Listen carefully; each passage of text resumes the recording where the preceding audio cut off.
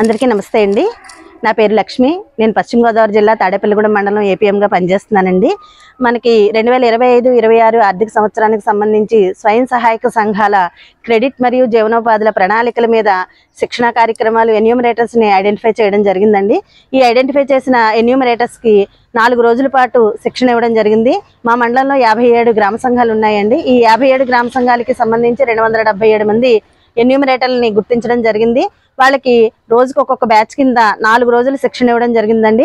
శిక్షణ ఇచ్చిన తర్వాత వాళ్ళని ఫీల్డ్కి కూడా తీసుకెళ్ళడం జరిగింది. ఫీల్డ్కి తీసుకెళ్లి ఎస్ఎస్జి సభ్యులతోటి వాళ్ళతో ఇంటరాక్ట్ చేయడం జరిగింది.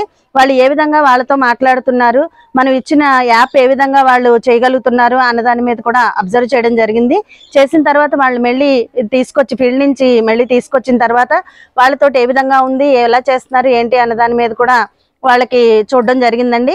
ఈ విధంగా 4 రోజుల శిక్షణా కార్యక్రమం అయిన తర్వాత మనం ఎక్కడైతే సంఘ సభ్యులకు సంబంధించిన సమాచారాన్ని ప్యూరిఫికేషన్ చేయాల్సింది ఉందో ఆ సమాచారాన్ని మండల స్థాయిలో మెంబర్ యాడింగ్ కానీ డెలిషన్స్ కానీ మార్పులు చేర్పులు కానీ వాటిలన్నిటిని కూడా మండల స్థాయిలో చేయించడం జరుగుతుందండి. అదేవిధంగా ప్రత్యేక సమావేశాలని ఏర్పాటు చేయడం జరుగుతుంది ఈ ప్రణాళికలు తయారు చేయడం గురించి. ఈ ప్రత్యేక సమావేశాలని అన్ని గ్రామ సంఘాల్లోనూ కూడా ప్రత్యేక సమావేశాలను ఏర్పాటు చేయడం జరుగుతుందండి. ఈరోజు మేము ఆరుగొల్లు గ్రామ సంఘంలో ఈ ప్రత్యేక సమావేశాన్ని ఏర్పాటు చేయడం జరిగింది. ఇక్కడ ఎన్యూమరేటర్స్ని ఐడెంటిఫై చేయడం జరిగింది. 6 ఎన్యూమరేటర్స్ ఉన్నారండి. ఈ 6 ఎన్యూమరేటర్స్కి కూడా సంఘాలను ఏ సంఘానికి 5 సంఘాలకు ఒక్కొక్కళ్ళ కింద వాళ్ళకి ఎన్యూమరేటర్స్ని అప్పచెప్పడం జరిగింది. వాళ్ళు ఏం చేయాలి ఏంటి అన్న దాని మీద కూడా వాళ్ళకి చెప్పడం జరిగిందండి. అలాగే ఈ ప్రత్యేక సమావేశానికి మనకి బ్యాంక్ లింకేజ్ డిపిఎం గారు, అలాగే హెచ్ఆర్ డిపిఎం గారు, మార్కెటింగ్ డిపిఎం గారు కూడా హాజరవ్వడం జరిగిందండి. వాళ్ళ సలహాలు సూచనలు కూడా సంఘ సమావేశంలో ఇవ్వడం జరిగింది. ఆ విధంగా వాళ్ళకి ఏ విధంగా మనం ఈ జీవనోపాధుల ప్రణాళికలను ఏర్పాటు చేసుకోవాలి, దీనివల్ల ఉపయోగం ఏంటి అన్న దాని మీద స్పష్టంగా వాళ్ళందరికీ కూడా అవగాహన అనేది కల్పించడం జరిగింది. అదేవిధంగా వాళ్ళ సంఘానికి సంబంధించిన యాక్షన్ ప్లాన్ కూడా తయారు చేయడం జరిగిందండి. ఈ యాక్షన్ ప్లాన్ కి సంబంధించి ఎవరెవరు ఏ సంఘం దగ్గరికి ఏ రోజు వెళ్ళాలి, ఏ టైంకి వెళ్ళాలి అన్న దాని మీద కూడా వాళ్ళ దగ్గర నుంచి సమయాన్ని తీసుకోవడం జరిగింది. ఏ రోజు రావాలి, ఏ విధంగా రావాలి అన్న దాని గురించి మాట్లాడడం జరిగిందండి. అదేవిధంగా వాళ్ళకి సంబంధించి సంఘ సభ్యులతోటి ఇప్పుడు ఎవరైతే ఉన్నారో ఈ సంఘ మీటింగ్కి వెళ్ళిన తర్వాత ఆ కుటుంబం మాట్లాడుకొని వాళ్ళకి సంబంధించి దేనికి అవసరాలు ఉన్నాయి అన్నది వాళ్ళని చర్చించుకోమని చెప్పడం జరిగింది.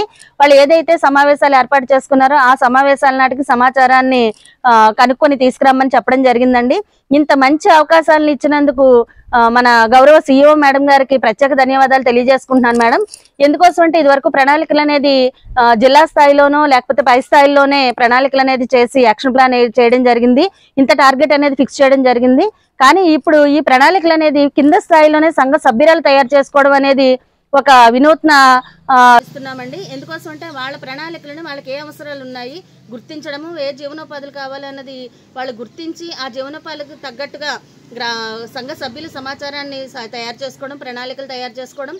అదేవిధంగా సంఘానికి సంబంధించింది అయిపోయిన తర్వాత గ్రామ సంఘ ప్రణాళికలు, మండల సమాఖ్య ప్రణాళికలు నుంచి ఎవరెవరికి ఎంత అవసరాలు ఉన్నాయనేది స్పష్టంగా తెలుస్తుంది. కాబట్టి అదే కాకుండా వాళ్ళకి ఆలోచనలు కూడా కరెక్ట్గా వస్తున్నాయండి. ఎందుకోసం అంటే మేము అయితే మాకేమొద్దు అన్న వాళ్ళు ఇవన్నీ అవగాహన చేసిన తర్వాత వాళ్ళు దాని మీద పూర్తి స్థాయిగా అవగాహన కలుగుతుంది. కాబట్టి ఇంత మంచి అవకాశాన్ని ఇచ్చిన మన గౌరవ సిఇఓ మేడం గారికి, అలాగే మాకు ఇంత సలహాలు సూచనలు ఇస్తున్న అలాగే ప్రాజెక్ట్ సిబ్బంది వారికి అందరికీ కూడా ధన్యవాదాలు. థ్యాంక్ యూ అండి.